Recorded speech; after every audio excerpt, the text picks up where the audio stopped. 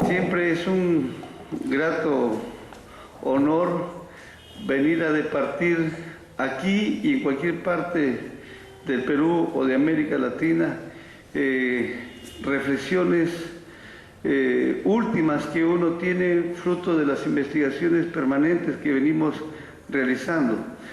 De manera que yo agradezco a los organizadores de este magno evento, de esta velada académica, al Centro de Capacitación y Estudios Parlamentarios, a nuestras coordinadoras, en fin.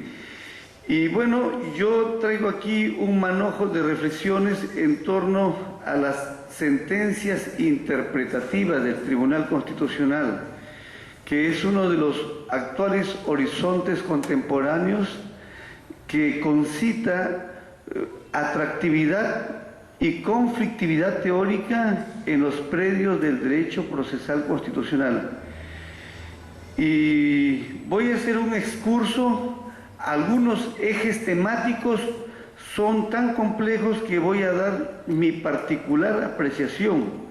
No necesariamente tienen ustedes por qué tomarla en cuenta, porque ni tan siquiera estos planteamientos, que hay veces los discutimos en el Tribunal Constitucional, lamentablemente no logro triunfar en algunos temas, probablemente por cierta audacia académica, que a la postre lo que queremos es que se afirme dos cosas: la supremacía de la Constitución en un ordenamiento jurídico y la vigencia efectiva de los derechos y usos fundamentales, que en esos dos señeros nortes gira cosmopolitamente la Constitución y el Estado constitucional de los estados contemporáneos, de los estados cosmopolitas y del pensamiento occidental ecuménico.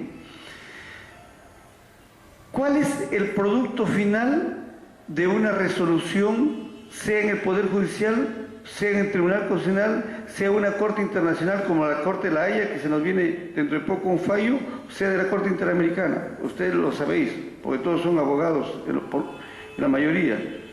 La sentencia, que es la resolución final. Entonces, enunciemos una descripción morfológica de lo que podría ser tentativamente la noción o la aproximación conceptual de una sentencia constitucional. Dos puntos, comillas y entrecursivas. Cuando me decían en el colegio, en rojo, pues pongamos este enunciado. Entiéndase por sentencia constitucional aquella resolución final emanada de un órgano de jurisdicción constitucional, paréntesis, que puede ser del Poder Judicial o de un tribunal constitucional, no necesariamente tiene que ser del Tribunal Constitucional, emanada de un órgano de jurisdicción constitucional que resuelve un conflicto de relevancia constitucional en calidad de cosa juzgada, solucionando la incertidumbre jurídica de las partes. Dicha resolución debe emanar stricto sensu de un proceso constitucional. Más o menos ustedes, a partir de esta idea, pueden de vuestra cosecha dar una aproximación, porque todos acá somos inteligentes. Pero yo lo que estoy haciendo solamente es colocar las piezas que envuelven la noción de una sentencia constitucional. Tenemos que es una resolución con carácter final que genera cosa juzgada. Hay dos partes en conflicto sobre un problema de relevancia constitucional y que dimana de un proceso constitucional. Ahí tenéis una sencilla pero pétrea y monolítica definición de lo que es una sentencia constitucional. Pero miren ustedes, si chequean las sentencias del Poder Judicial, van a tener clásicamente la parte expositiva, considerativa y resolutiva. En cambio, nosotros tenemos una estructura diferente en lo que atañe a lo que es la sentencia constitucional. Y toda sentencia constitucional tendría una estructura que se expresa a través de un quinteto de ideas. Primera parte de una sentencia constitucional, la razón declarativa axiológica, que debemos entender por esta idea, razón declarativa axiológica. Permítaseme un introito.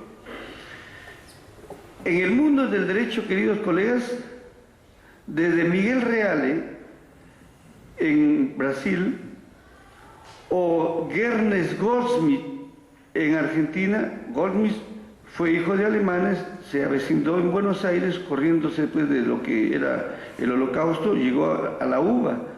Hace poquito hemos estado dando unas conferencias allá en Argentina. Ambos coincidieron coetáneamente en decir que el fenómeno jurídico, dos grandes pensadores, que el fenómeno jurídico está envuelto en una concepción tridimensional. Miguel Reale hablaba del tridimensionalismo y Ernest Goldschmidt del trialismo jurídico.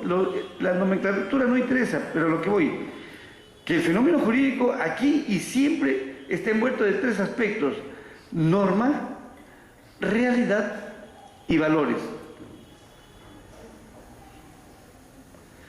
De manera tal que cuando hablamos de la razón declarativa axiológica, se va a expresar ahí esa trimimbre concepción.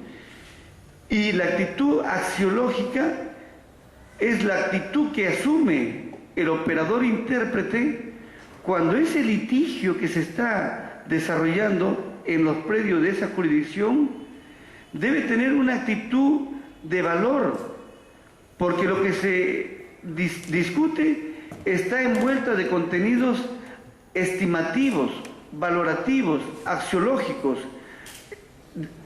El operador intérprete tiene como miembro de un tribunal, de un colegiado, cierta apreciación, cierta concepción del mundo, y esa cosmogonía la va a destilar en el fallo. Y es por ello que la razón axiológica declarativa significa valor, que ese juez discierne en un caso concreto. Y es así como en las piezas del fallo se destila apreciaciones de contenido valorativo, porque el juez, si bien debe ser un juez neutro, esa neutralidad no supone una actitud de valor respecto a ese litigio. Segundo componente, la razón suficiente o ratio decidendi. Esta parte es la parte medular en un fallo de una sentencia constitucional. Ratio decidendi ha de significar la parte argumentativa que va a definir el fallo o decisión. La ratio decidendi es el argumento que delinea la pauta de un resultado final, que es esta resolución de declarar fundado o infundado, ya veremos luego. Esa es la segunda parte, que está ¿en dónde? En la argumentación. No se va a decir en esta partecita, sino que está explícitamente tratada en diversos fundamentos del fallo. Luego tenemos un tercer componente, queridos colegas, la razón subsidiaria o accidental, llamado también los obiter dicta. Son los argumentos que complementan a la razón suficiente. La razón suficiente es lo que define el fallo, pero a eso se agrega un recodo de argumentabilidad que en doctrina se llama argumento de paso, que complementan, no definen. La razón subsidiaria o accidental no define el fallo, pero sí pone el hombro para poder dar un corte de rabo y oreja en la argumentación de esa estructura sistémica del fallo. Luego tenemos la invocación preceptiva, cuarto tema. La invocación preceptiva prácticamente no es más que una expresión más fina de la razón suficiente, porque la invocación preceptiva los colegiados constitucionales invocan la norma relevante que está en juego. Invocación preceptiva, se entiende, es la invocación del precepto. Tal artículo de la Constitución ha sido menoscabado por esta ley, o tal norma extraconstitucional que forma parte del bloque de constitucionalidad se ha visto afectada, o tal tratado internacional, si se trata de bloque de convencionalidad. Esa es la invocación preceptiva. Y finalmente, queridos amigos, dentro de este pentagrama, la decisión o fallo constitucional, que es la resolución. Porque todos nosotros los abogados, cuando nos llega un fallo, no nos vamos pachochamente a empezar a leer desde el antecedente, todo de frente, uno desesperado, con una tensión cardiovascular. ¿Dónde está? Y de paso, este es un fallo. Ha resuelto declarar fundada, uy, Diosito, ganamos el juicio, hermano, bravo. O infundada, la cara mustia y de tristeza infinita, etcétera, etcétera. ¿Y ahora qué le digo a mi gente? Esa es la decisión. Pero la decisión o fallo no es más que la sumatoria de la razón declarativa axiológica, ¿no? De lo que es la razón suficiente, de la razón subsidiaria obsedantial o obiter dicta, de la invocación preceptiva, y toda esa suma tiene un corolario final, que es la decisión, que es el fallo. Allí termina toda la estructura temática de esas, hay veces largas y pesadas resoluciones que agotan, definitivamente agotan, cansan, pero es un taladrar, que se va argumentando, nos juntamos los magistrados, nos separamos y así estamos en voces discordantes, consensualizadas, discordantes. Nace un proyecto y se inicia un íter, y lo que nace no se sabe si a la postre va a ser el fallo final. Habría que escribir el íter de una sentencia constitucional, ¿no? Parte, ya lo digo, en un estudio preliminar de todas las sentencias relevantes que vamos a publicar, que son 4 tomos. Lo que pasa es que el tribunal, que es un tribunal económicamente muy pobre, no tenemos plata para publicar los 4 tomos. A lo mejor el Congreso lo puede publicar.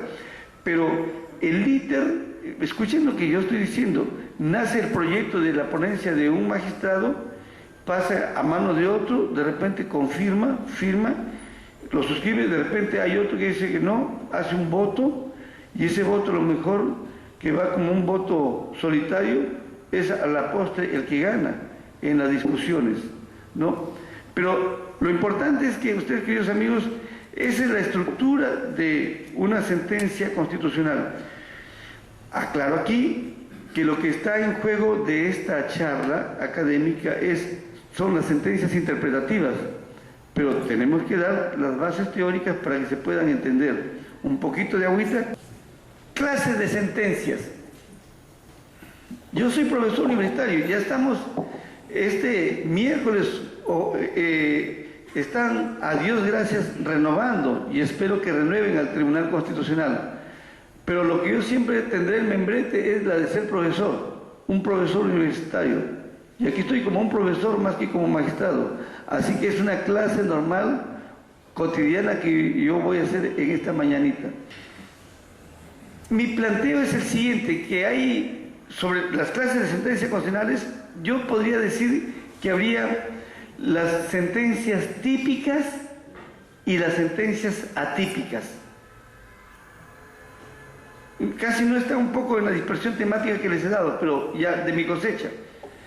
Las sentencias típicas son las sentencias que todos nosotros conocemos, que se expresa formalmente, ¿no?, en 2 rubros: sentencias estimativas y sentencias desestimativas.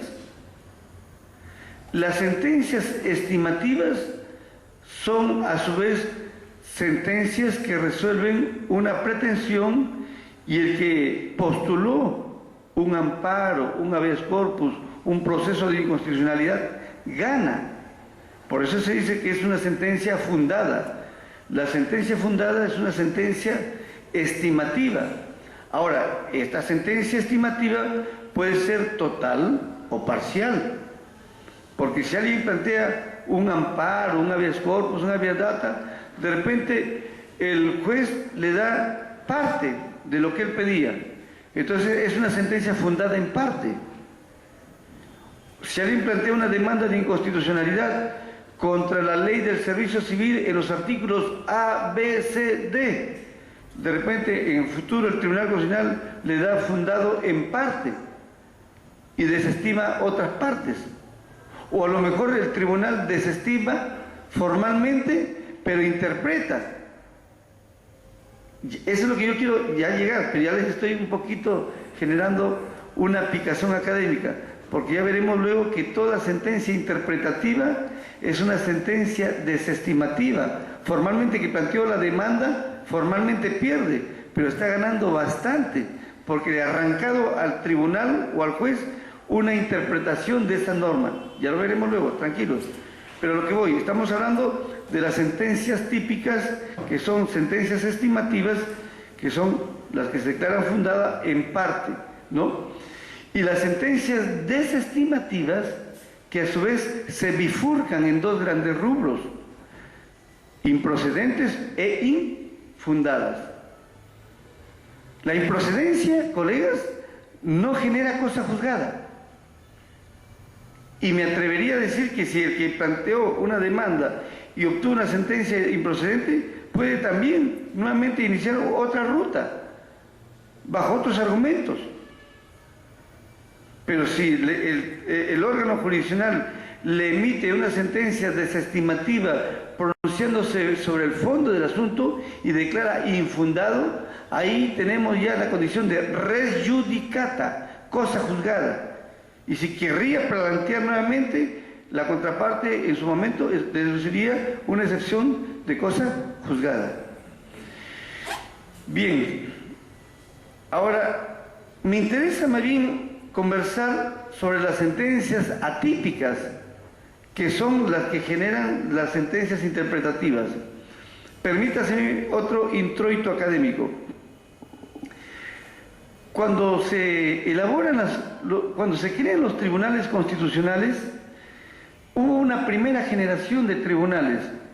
La primera generación fue el Tribunal Constitucional de Austria de 1920, la de Checoslovaquia de 1919, que no rigió casi nada, y la española de la República Española del año 31. Vino la Guerra Mundial, desaparecieron, y luego empieza una segunda ola.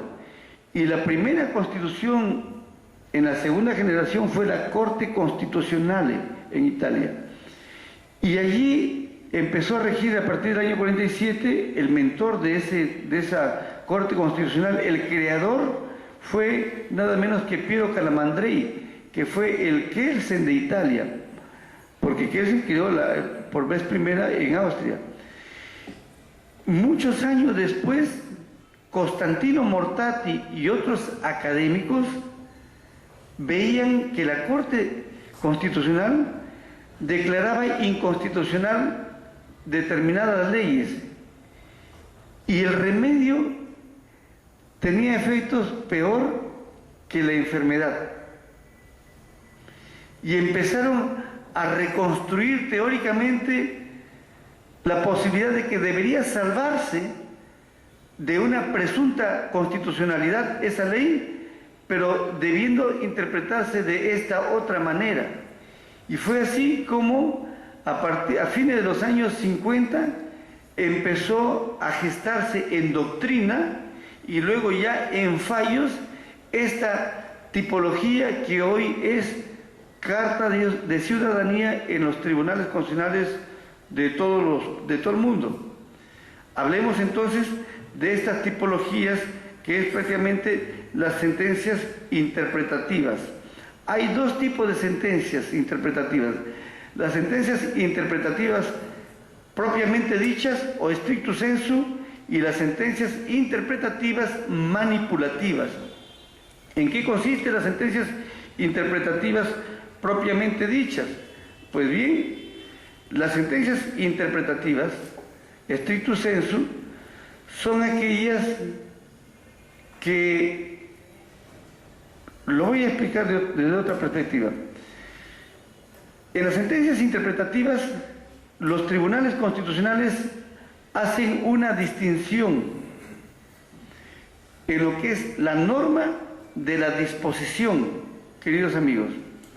Esta parte es un poquito abstracta y voy a tratar de estar lo más lúcido y explícito.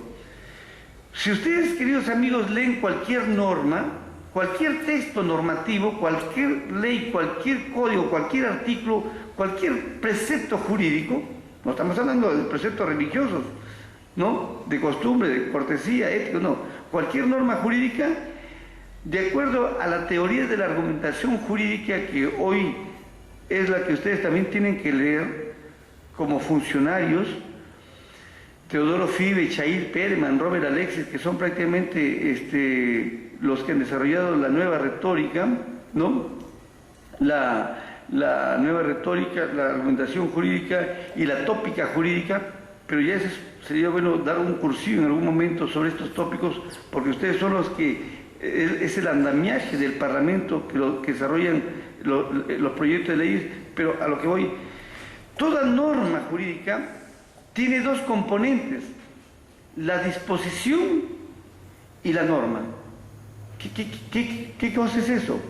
La disposición es lo que ustedes empiezan a redactar como proyecto normativo, como proyecto de ley. La disposición es la articulación del fraseo, del texto, es el sujeto verbo predicado, es las frases que están allí, esa es la disposición.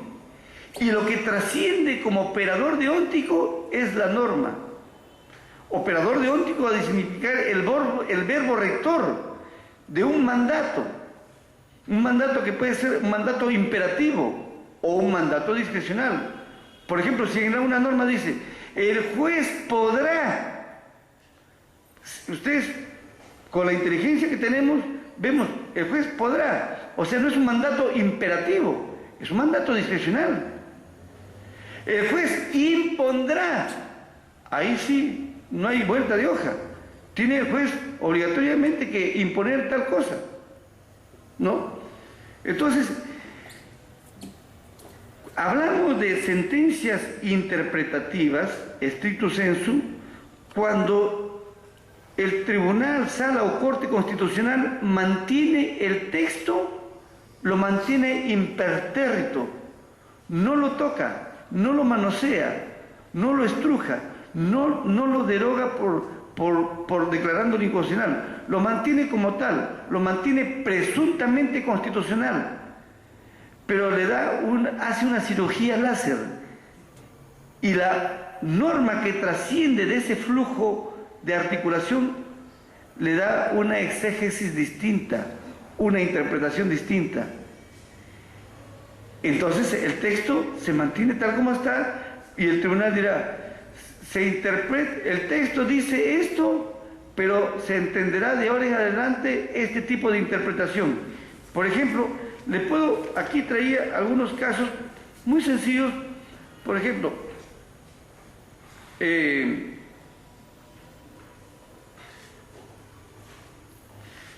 hubo una sentencia interpretativa que fue en la 0050-2004, etcétera, etcétera, ¿no?, de inconstitucionalidad promovida por el Colegio de Abogados del Cusco contra una ley 28389 de reforma constitucional del régimen pensionario del decreto de ley 2530 y la 28449. Aquí el tribunal, por ejemplo, dijo, se interpreta, textualmente lo voy a leer, de conformidad con el fundamento 154, que entre los sujetos protegidos por el literal A del artículo 34 y el literal B del artículo 55 del decreto de ley 2530, no se encuentran los estudios de posgrado o los de segunda profesión o segunda carrera técnica. Asimismo, se interpreta que la pensión de orfandad de los hijos mayores de edad que sigan estudios básicos o superiores queda extinguida cuando tales estudios no se sigan de modo satisfactorio y dentro del periodo regular lectivo. Ahí está. Ahí hay el texto se mantiene, pero el tribunal de su cosecha ha hecho una hermenéutica, es un licor de interpretación que no fluye de la norma, pero que el tribunal de Suanís le ha agregado vía una interpretación. Y podríamos, ustedes tienen ahí todos los, pero por razones de tiempo no quiero, pero ahí lo tienen ustedes.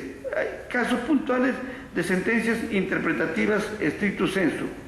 Pero luego hablamos de sentencias interpretativas manipulativas, pero no se trata del manipuleo, del mangoneo en ese sentido, sino de un tipo de tipologías que dimanan de las sentencias interpretativas madres.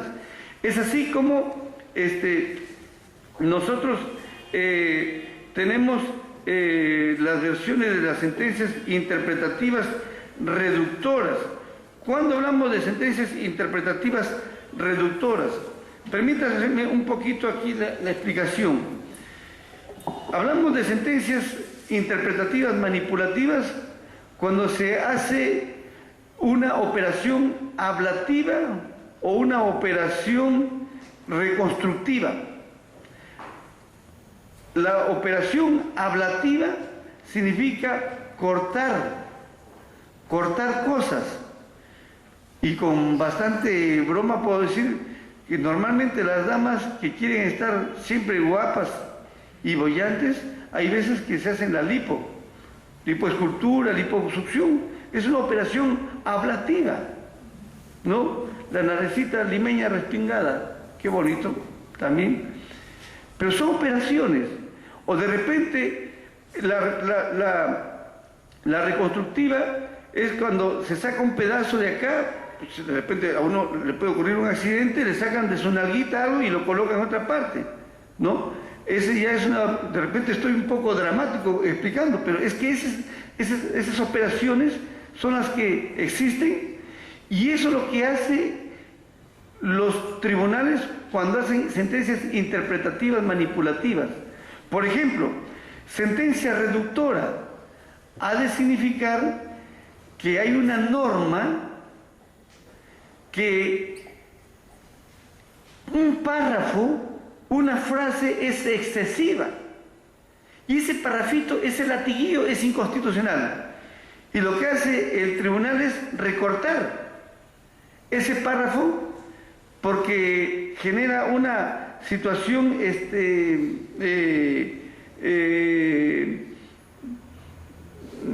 qué sé yo, una interpretación que no se condice con la Constitución. Aquí también nosotros hemos colocado casos de sentencias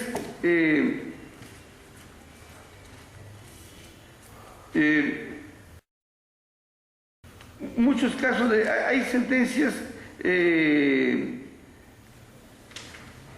reductoras, por ejemplo, acción de inconstitucionalidad promovida por el Colegio de Abogados de Ica contra los artículos tales del Decreto de Urgencia 055/2001 que establecen el procedimiento para el pago de suma de dinero ordenada por mandato judicial en los procesos seguidos contra el Estado. Por ejemplo, se decía que los bienes del Estado todos los bienes del Estado son inembargables. Se mochó esa palabrita todos, porque hay algunos bienes del Estado que pueden ser embargables. Se cortó, se hizo una operación ablativa, ¿no? Y en fin, podríamos seguir colocando casos, pero no quiero estar señalando porque lo tienen ustedes ahí. Esas serían las sentencias reductoras, ¿no? Sentencias aditivas. Ahí el texto no es inconstitucional. Lo que es inconstitucional es no haber colocado más cosas para que no haya una discriminación. El legislador se quedó corto porque está regulando ciertos beneficios, por decir, a un sector, a una entidad, en desmedro de otras entidades que también tienen o tienen el derecho de ese mismo beneficio. Toda sentencia aditiva ha de significar en doctrina alemana una arbitraria exclusión de beneficios, que significa que se le da a un sector preeminencias, privilegios, exenciones, y a otro sector que cumple la misma labor, no. Entonces el tribunal agrega, esas son sentencias aditivas, ¿no? Luego tenemos las sentencias sustitutivas. En las sentencias sustitutivas no es ni reductora ni aditiva. Ahí sí hay una frase perversa que violenta la Constitución, y el tribunal lo que hace es sustituir esa frase por otra. Esa es la sentencia sustitutiva. Estoy hablando un poco en abstracto, pero ustedes tenéis ahí casos puntuales, ¿no? Luego tenemos las sentencias exhortativas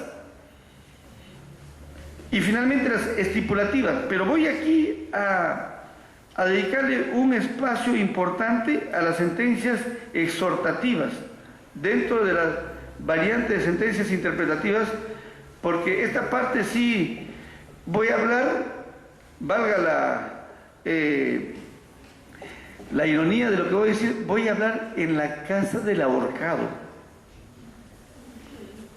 porque voy a hablar a los asesores de los parlamentarios, y como yo realmente no tengo ningún problema de decir la verdad, van a tener que soportar un poco mi pensamiento, mi reflexión y mi preocupación. Ojalá que algún día triunfe en lo que es propuestas de fallos. Permítaseme la reflexión siguiente. Estamos en el rubro de sentencias exhortativas, que son sentencias que exhorta el tribunal, exhorta al legislador a que produzca determinadas leyes. Pero yo aquí quiero conversar lo siguiente. En el mundo del control constitucional, normalmente lo que prima es el control represivo, en donde el legislador produce una ley y luego personas legitimadas entablan una demanda de inconstitucionalidad y el tribunal formalmente declara inconstitucional tal o cual precepto de esa ley. Eso es pan del día. Pero también ocurre que muchas veces se violenta, se fornica, se mancilla a la Constitución cuando el legislador no produce leyes que el testamento histórico del Poder Constituyente ha exigido en algún momento. El constituyente en algún momento histórico estableció programas de políticas legislativas. Y el legislador es renuente, contumaz, omisivo en no producir el circuito del desarrollo legislativo que exige la Constitución. ¿Y de dónde se produce eso? De las cláusulas programáticas. Hay dos tipos de cláusulas en la Constitución, hay dos tipos de normas. Yo de mi cosecha he agregado una más para Latinoamérica, que son las normas principistas, pero eso por ahora no interesa. Las clásicas normas constitucionales que existen aquí y en todo el bolondrón del mundo son las cláusulas programáticas y las cláusulas operativas. Las normas operativas no requieren de leyes complementarias para que la norma constitucional se cumpla. Basta con el enunciado de la norma para que ella fácticamente en el mundo ontológico de la realidad se practique, se vivencie, se internalice. Son las normas de los derechos fundamentales de la primera generación. Por ejemplo, todos tienen libertad de tránsito. ¿Es necesario pedir permiso a alguien para caminar, para transitar? Todos tienen derecho a la libertad de culto, de religión, derecho de petición. ¿Es necesario que haya un reglamento? No. Son normas autoaplicables. Esas son las normas operativas. Pero hay otras normas que son las programáticas. Las cláusulas programáticas son aquellas que requieren de una futura ley que desarrolle lo que está establecido en esa norma constitucional. Yo siempre me acuerdo, en la Constitución del 79 había norma muy enternecedora, creo que estaba en el artículo 5, decía, los familiares pobres que no tengan cómo enterrar a sus muertos, el Estado va a poner la suya para enterrarlos. Y en la época de Alan García se promulgó una ley, estamos hablando del primer gobierno de Alan García, se promulgó una ley reconociendo de que el Estado, a través de las municipalidades, debería sufragar los gastos de sepelio, de entierro. Pero siempre, yo le digo a mis alumnos, la picardía del legislador es ver las disposiciones finales y transitorias, muchachos. Siempre vean las disposiciones finales y transitorias. Y efectivamente, la ley decía, esta ley, para que se cumpla, tiene que estar reglamentada en 90 días.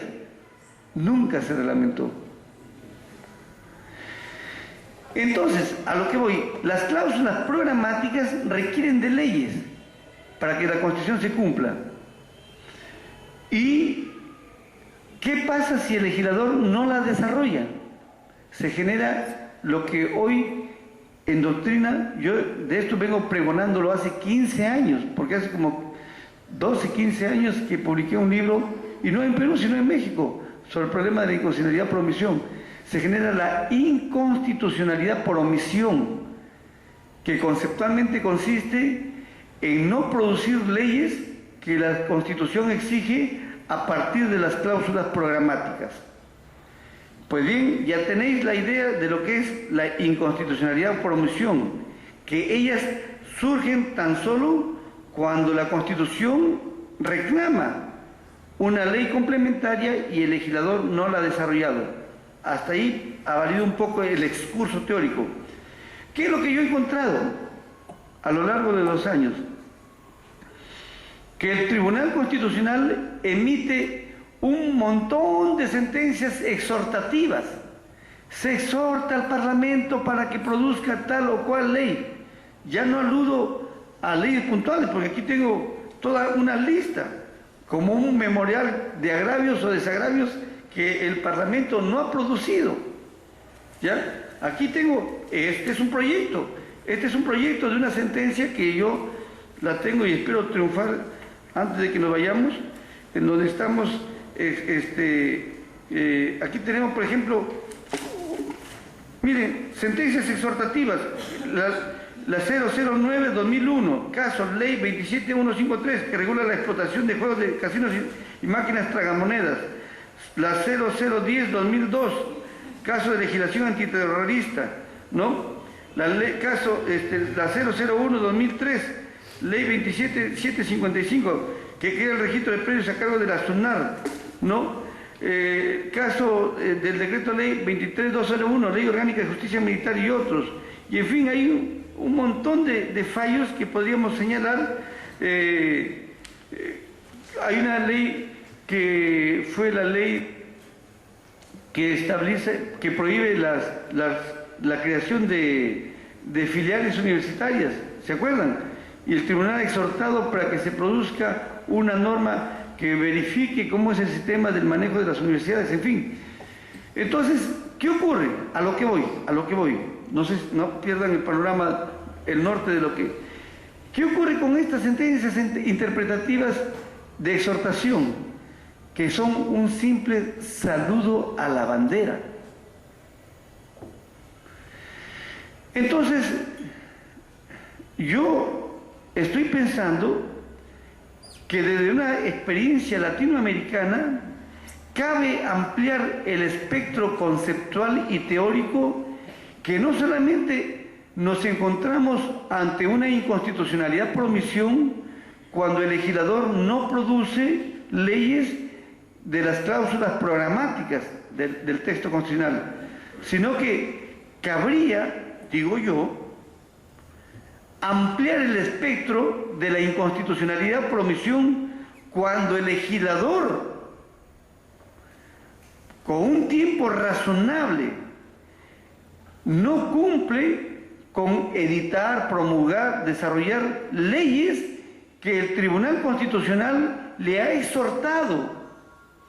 Pero esa exhortación no es por capricho de los jueces, sino porque surge de la mediación de la interpretación del texto constitucional. Porque muchas normas de la Constitución son normas implícitas, que también están ahí como una poesía cerrada. Ahí el profesor Carlos Mesías siempre cita el texto de Nicanor de la Fuente Martín Adán: poesía está callada, poesía no dice nada. El texto constitucional está callado, no dice nada, ¿no? Pero está callado, pero es necesario que el legislador siga desarrollando a través de la interpretación de políticas legislativas. Si no lo hace, el tribunal observa que se requieren leyes que complementen vía sentencias interpretativas. Entonces, nuestra apreciación conceptual es que bien cabe ya hablar de que también nos encontramos ante un problema de la inconstitucionalidad por omisión, cuando éstas ya no solo derivan de las cláusulas de la Constitución, sino de sentencias exhortativas no cumplidas por el Parlamento. Y yo aquí, me permiten, aquí nosotros tenemos algunas ideas que están en un proyecto. ¿Cómo solucionar este problema patológico?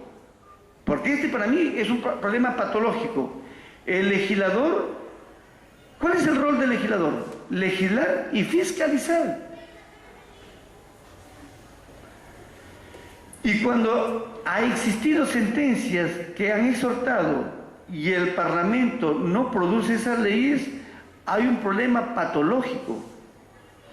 Entonces, sería bueno que el Tribunal Constitucional remedie, ya que el propio legislador no establece en la ingeniería constitucional circuitos de desarrollo de políticas legislativas.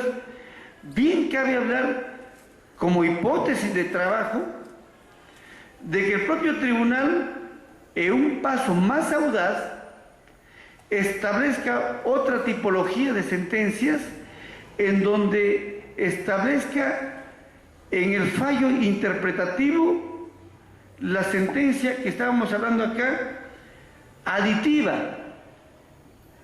El legislador no ha cumplido con desarrollar tal política legislativa, pues yo la hago a través de un fallo que más o menos establezca los delineamientos de un desarrollo resolutivo, pero como fallo, no es ley. Pero ese fallo, el propio tribunal impone una vacatio sententiae y dice: esta sentencia se suspende por medio año, por un año, marcando los tiempos de la complejidad de la norma, y se le exige al legislador que en este periodo debe inexorable e ineludiblemente dar prioridad en producir tal ley, teniendo en cuenta estos pasos, estas pautas interpretativas. Pasado ese lapso y el legislador no produce esa ley, termina la vacatio sententiae y entra en vigor la sentencia que está aquí estableciéndose las políticas de interpretación por el ocio del legislador. Probablemente les puede significar algo fuerte. Por eso yo digo, pues, estoy hablando aquí en la casera Ahorcado. Ustedes, que es la base teórica de los parlamentarios, son los que moral y académicamente deben ver formas de que se establezcan los circuitos de conexiones en la construcción de un Estado constitucional. El Estado constitucional es un Estado en donde cada uno hace su chamba. El legislador legisla y fiscaliza. El Poder Judicial imparte justicia. en la justicia ordinaria. El defensor del pueblo exhorta a todos los funcionariados del Estado. El Ejecutivo administra la red pública, la cosa pública. El Tribunal Constitucional es el circuito de cierre de todos los problemas que acontecen en los procesos constitucionales, etcétera, etcétera. Ese es un Estado constitucional. De ahí que una forma de sacarle la vuelta a la Constitución es no dando leyes. Y peor si ya un tribunal ha dicho que se emita tal o cual ley. Ese es un tema de debate académico. Este tema hace poquito lo acabo de conversar yo.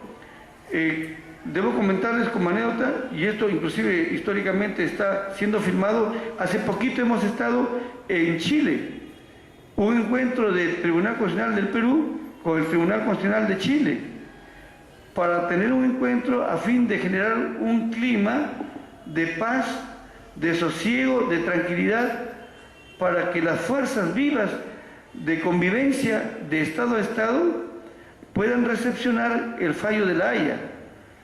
Y sea cual fuere el fallo, simplemente se acepte y se acate. Pero en ese clima de concordia, entre el diálogo de un tribunal con otro, dialogábamos con el Tribunal Constitucional de Chile. Obviamente estos planteamientos podrían haberles parecido audaces al Tribunal Constitucional de Chile, pero eso es lo que está ocurriendo en los tribunales constitucionales a nivel planetario. Y debo decirles una cosa más. Las sentencias interpretativas tienen como fundamento salvar al legislador. Ojo con lo que digo también, aquí es algo muy importante. Los tribunales constitucionales prefieren mantener la ley constitucional, pero interpretada de esta otra manera, bajo el principio de lo que es, de dos principios, de la presunción de constitucionalidad de la ley. Toda ley se reputa constitucional. Y el otro principio, que es el principio de la interpretación desde la Constitución, que significa que la ley puede salvarse de constitucionalidad si se la interpreta desde las entrañas de la Constitución. Y finalmente terminamos, todo esto acontecía, como repito, de las sentencias exhortativas. Y luego vienen las sentencias estipulativas, que aquí es más pacífico. Trátase de aquellos fallos en donde el tribunal aprovecha el pánico, por decirlo así, en desarrollar una catequesis, una divulgación, una formación de un sentimiento constitucional. Creo que la vez pasada que estuve aquí, yo hablaba de Vidal Campos, que tiene un bellísimo libro que se llama Para vivir en la Constitución.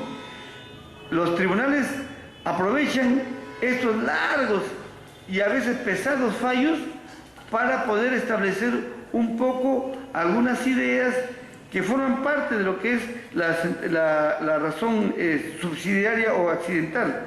Justamente las sentencias estipulativas no vienen a ser más que la parte del obiter dicta, donde genera un sentimiento constitucional. Miren la frase, sentimiento constitucional significa la identificación de los gobernantes y de los gobernados a los valores que encarna en una ética laica la Constitución. Porque no puede haber un país si el gobernante o el gobernado no apuesta por la esperanza de la Constitución. El desideratum, el ideal de un país constitucional es que todos, los de arriba y los de abajo, tengamos un sentimiento constitucional. Eso lo acuñó en su momento, Carl Einstein, en su obra Teoría de la Constitución, y luego lo desarrolló en forma mucho más hermosa don Pablo Lucas Verdú, en un libro que se llama justamente así, El sentimiento constitucional, ¿no? Yo escribí por ahí un ensayo, si existe sentimiento constitucional en el Perú, ¿no? Bien, redondeemos otras ideas complementarias sobre estas tipologías. ¿Qué defienden las sentencias constitucionales? ¿Qué defienden las sentencias constitucionales? Defienden dos grandes temas. Aquí esta es una oferta académica para Latinoamérica, que lo hemos hecho conjuntamente con el profesor y querido maestro Domingo García Belaúnde. Sentencias que tutelan la parte dogmática de la Constitución y sentencias que tutelan la parte orgánica de la Constitución. ¿Cómo se come esto? Ahorita conversamos. Sentencias que defienden la parte dogmática de la Constitución son, ante todo, parte dogmática. Ustedes sabéis que dogma es algo que se acepta como una profesión de fe, algo que se acepta no a regañadientes, sino como una situación ya de convicción. Dogma para los que somos católicos, yo soy un católico pecador, pero católico, ¿no? Dios uno y trino, ¿no es cierto? Para los católicos, Dios es uno y trino, es un dogma. Pues también en la Constitución es un dogma, es algo dogmático, que en la Constitución exista un amplio o breve catálogo que cristaliza los derechos fundamentales de las personas. Desde que surgió la primera Constitución en el mundo, la de 1787 en Norteamérica, luego la segunda, la francesa, en 1791, luego ruedan las cabezas de los Luises y se expanden las constituciones en Europa y luego vienen a Latinoamérica. Todas las constituciones tienen ese catálogo, que por eso se le llama hermosamente la parte dogmática de la Constitución, donde están un gran listado de derechos fundamentales de la primera generación, segunda generación, etcétera, etcétera.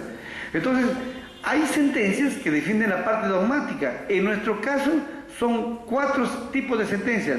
Las sentencias del habeas corpus, del amparo, del habeas data y del proceso de cumplimiento.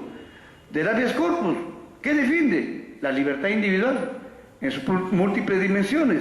El amparo, ¿qué defiende? Todos los demás derechos fundamentales, salvo la libertad individual y salvo lo que tutela el habeas data. El habeas data, ¿qué tutela? 2 derechos. El acceso a la información de las reparticiones públicas y la autotutela de la información personalizada, que es la información sensible, ¿no? Y el otro proceso, el proceso de cumplimiento, que es un proceso muy sui generis, ¿no? Ese proceso, reivindico aquí al finado maestro Torres y Torres Lara, cuando estuvo en el CCD, él estaba muy obsesionado con el proceso de cumplimiento y con que se incorporase el habeas data, ¿no? Prosperó, y ahí tenemos el proceso de cumplimiento que viene un poco de la influencia colombiana, que sirve, en realidad no tiene un derecho constitucional líquido que tutelar, porque es un proceso sui generis, porque tutela algo que es tautológico. Uno, la vigencia efectiva de los derechos de las normas, pero se supone que las normas jurídicas son para que se cumplan, pero sin embargo hay este proceso para enderezar la omisión del funcionario o autoridad que no quiere cumplir lo que hay en una norma o lo que no hay en un acto administrativo. Para eso sirve el proceso de cumplimiento. En fin, esas son las 4 sentencias que dimanan, que provienen del habeas corpus, amparo, habeas data y proceso de cumplimiento. Sentencias que defienden la parte orgánica de la Constitución. Parte orgánica de la Constitución es lo que es la estructura del Estado. Ustedes aquí, como asesores, aquí sí, ustedes son campeones, porque ustedes dominan esta parte que es la parte de la estructura del Estado. Estructurar al Estado significa racionalizar el ejercicio legítimo del poder político. El poder político, desde una perspectiva de la teoría del Estado, el poder político es uno solo, colegas. El poder político es uno solo. Por comodidad y costumbre decimos poderes del Estado, pero el Estado no tiene poderes, ahí es uno solo. Lo que pasa es que este poder se expresa en diversos órganos, la triarquía clásica, legislativo, ejecutivo y judicial, pero luego han surgido Consejo Nacional de la Magistratura, Defensoría del Pueblo, Ministerio Público, Contraloría General de la República, Superintendencia de Banco y Seguro, Tribunal Constitucional, RENIEC, OMPE, un bolondrón de órganos del Estado, ¿no? Cada órgano cumple una función, una atribución y a su vez tiene límites. Nadie puede entrometerse de un límite a otro. El poder político es como uno solo, como una persona. Para que nosotros podamos banderearnos bien, caminar bien, pues todos nuestros órganos internos tienen que cumplir sus funciones. Imagínense que en las venas, en lugar de sangre, pase por ahí el orín, se muere el tipo. Lo propio, si hay una cuestión interna acá, es una cosa patológica. Se generaría un fenómeno de la desconstitucionalización que hablábamos la vez pasada, ¿no? Entonces, ¿qué defienden la parte orgánica? ¿Qué tipo de sentencias defienden la parte orgánica de la Constitución? Son 3 sentencias. La acción popular, proceso de inconstitucionalidad y el competencial. La acción popular defiende el principio de legalidad y de constitucionalidad de las normas infralegales, normas que están de la ley para abajo. Y la tipología son decretos supremos, resoluciones supremas, resoluciones ministeriales, resoluciones directorales, directivas, circulares, oficios y memorándums. Esa tipología. ¿Ya? Ninguna norma que está por debajo de la ley puede alterar a la ley o a la Constitución. Si no, vía una acción popular, se fulmina, se abroga esa norma con carácter general porque está violentando el principio de legalidad o de constitucionalidad.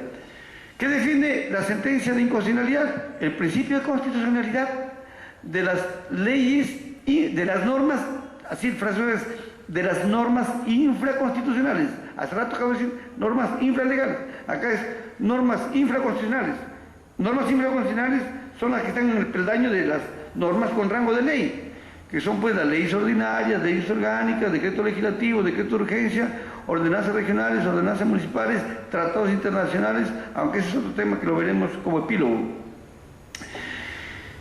Y finalmente el conflicto competencial, que hay conflicto positivo y conflicto negativo, porque son conflictos que pueden surgir de un órgano a otro órgano. Imagínense un litigio entre RENIEC versus OMPE, OMPE versus Jurado Nacional de Elecciones, Contraloría General de la República versus Superintendencia y Banco Seguro, ¿no? Congreso versus Ejecutivo, Legislativo versus Poder Judicial, ¿no? Entonces es un conflicto positivo o negativo. El conflicto positivo es donde dice, yo soy el que competente, yo soy el competente. No, yo soy. Ese es el conflicto. 2 órganos que pugnan por arrogarse titularidad de competencia.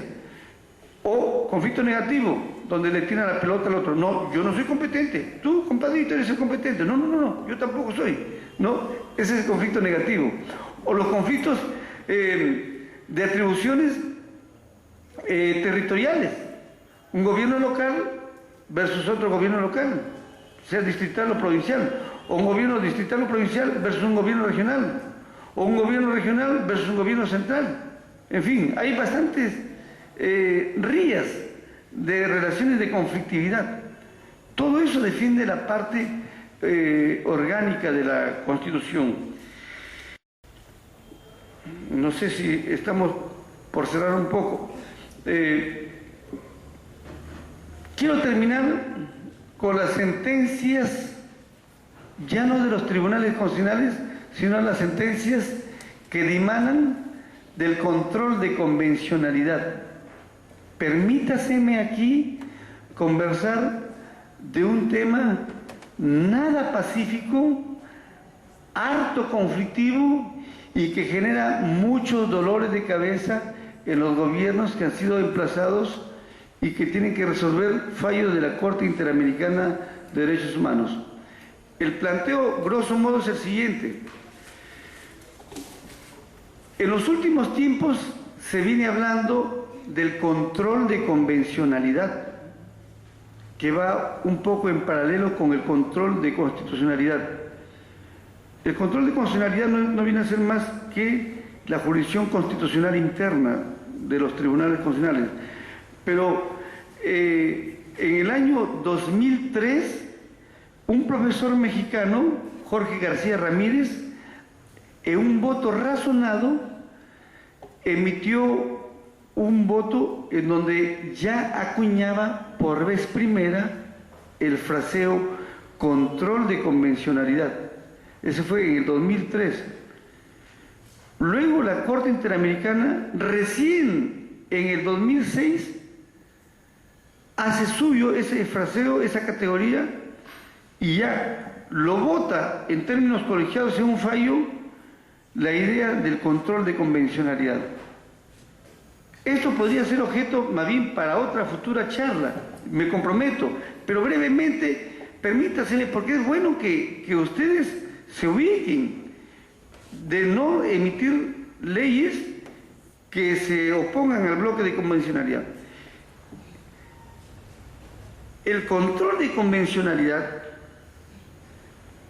es ese procedimiento jurisdiccional que tiene como fin directo garantizar la observancia del bloque de convencionalidad.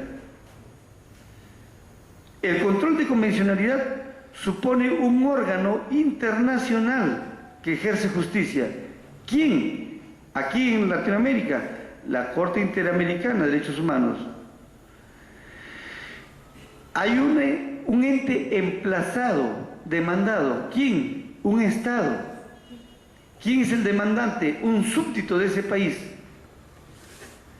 que se ha visto afectado por alguna resolución del Tribunal Constitucional, alguna resolución de la Corte Suprema, alguna norma del legislador, algún acto administrativo o de gobierno, en fin. Se trata, el control de convencionalidad, de cotejar si el ordenamiento interno de ese país, llámese lo que acabo de decir, fallos, leyes, actos de gobierno, actos administrativos, si ese ordenamiento jurídico de ese país respeta el bloque de convencionalidad. Bloque de convencionalidad constituyen todos los tratados en materia de derechos humanos de la región, no a nivel planetario, sino de nuestra región. Si el legislativo emite una ley y alguien plantea una demanda de inconstitucionalidad, 5.000 firmas de ciudadanos plantean una demanda de inconstitucionalidad, y el Tribunal Constitucional confirma de constitucional esa ley, ¿puede ahora las personas llevar el contencioso ante la Corte Interamericana? Y la Corte Interamericana podría enmendar en la plana a todo esto que estamos hablando. Sentencias interpretativas, que por aquí y por allá, que no, que niño muerto. La Corte Interamericana emite un fallo en donde dispara la resolución de que esas normas realmente están afectando el bloque de convencionalidad. Es por eso que ahora existen nuevos conceptos. Antes se hablaba de normas constitucionales inconstitucionales. Ahora también se habla de normas constitucionales inconvencionales. Fíjense ustedes que hace poco, algunos añitos, hace 3, 4 años, Ghana, es un estado por acá caribeño me parece, fue emplazado y fue demandada su constitución. La constitución, fruto de un poder constituyente soberano, establecía, entre otras cosas, la regulación de la pena de muerte.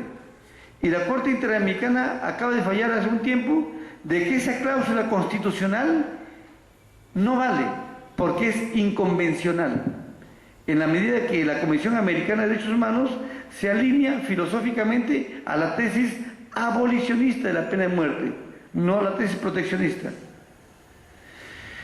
Entonces, el tema de las sentencias interpretativas tiene un peldaño mayor que puede ser la Corte Interamericana a través del control de convencionalidad.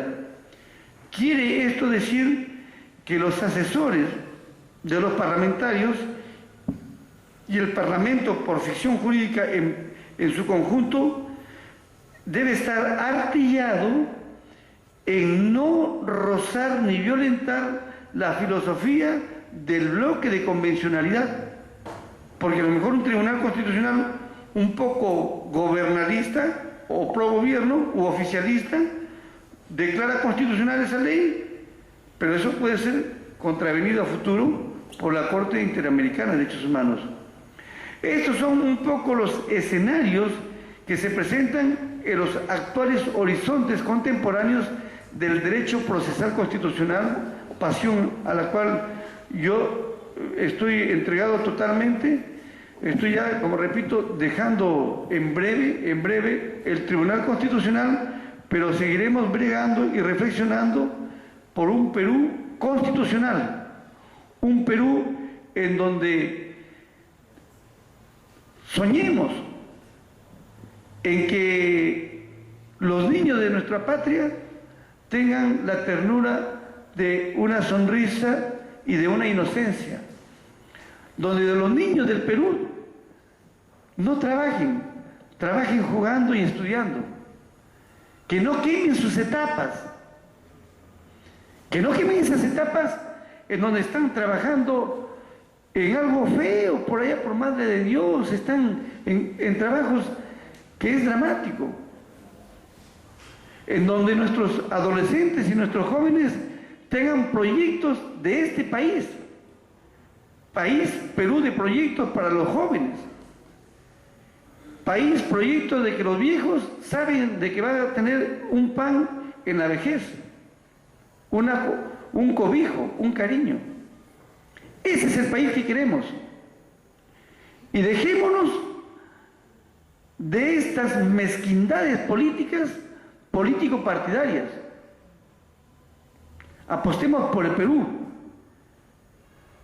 Depongamos nuestros intereses personales o de grupos. Estoy hablando en abstracto. El que capte los mensajes encriptados, que los devele. Hoy día está entrando en prensa otro libro que se los estoy dedicando a varios profesores universitarios, pero es para el Perú, que es 25 años de reflexión constitucional en el Perú.